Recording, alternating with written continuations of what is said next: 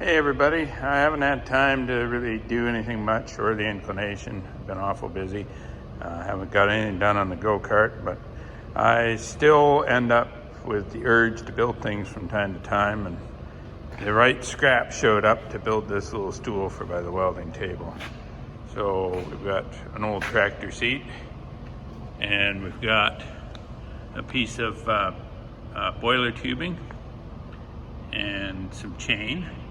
You got your 80 chain for the ring and your 60 chain for the little spokes for the ring, and based off of an old patio umbrella, and you can sit at the welding table and spin around.